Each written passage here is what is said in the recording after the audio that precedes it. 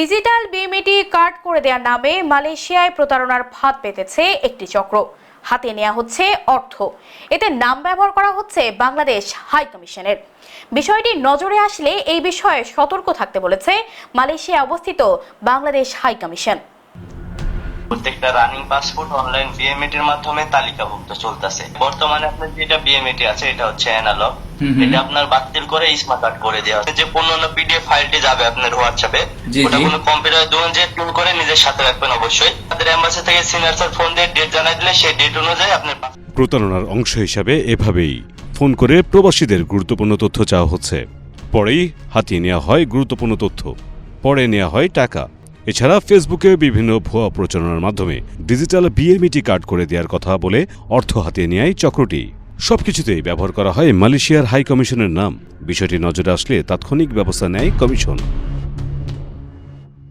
এ বিষয়ে শুক্রবার সতর্কতা জারি করে বিজ্ঞপ্তি দিয়েছে মালয়েশিয়ার অবস্থিত বাংলাদেশ হাই কমিশন।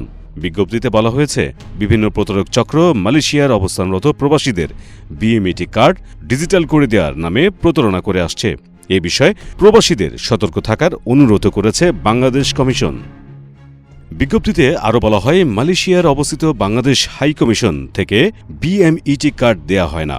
এই কার্ড শুধুমাত্র বাংলাদেশ থেকে বিদেশে যাওয়ার সময় বিএমইটি কার্ড জনশক্তি কর্মসংস্থান ও প্রশিক্ষণ ব্যুরো থেকে সংগ্রহ করা যায়। এ ধরনের অবৈধ কার্যক্রমের সাথে জড়িতদের সম্পর্কে নিশ্চিত তথ্য থাকলে তা বাংলাদেশ হাই কমিশনের ইমেইলে জানানোর জন্য অনুরোধ জানিয়েছে। অপরদিকে অন্য আরেকটি বিজ্ঞপ্তিতে মালয়েশিয়ার বসবাসরত প্রবাসী বাংলাদেশিদের সুবিধার্থে বাংলাদেশ হাই কমিশনের বিশেষ ব্যবস্থাপনায় দেশটির পেনাং ও জুহুর বারুতে হাতে হাতে মেশিন রিডেবল পাসপোর্ট সরবরাহ ও ই পাসপোর্ট আবেদনপত্র গ্রহণ এবং কনসুলার সেবা প্রদানের সিদ্ধান্তের কথা জানানো হয়েছে। বিজ্ঞপ্তিতে বলা হয়, চলতি মাসের 18-19 মে সকাল 9টা থেকে বিকাল 4টা পর্যন্ত পেনাং জর্জটাউনের বাংলাদেশ অনারারি কনসুলেট অফিস থেকে সরাসরি পাসপোর্ট সংগ্রহ করতে পারবে বাংলাদেশিরা। তবে যেসব পাসপোর্ট আবেদনকারীদের তথ্য অনলাইনে থাকবে, শুধুমাত্র তারাই সরাসরি উপস্থিত হয়ে হাতে হাতে পাসপোর্ট সংগ্রহ করতে পারবে।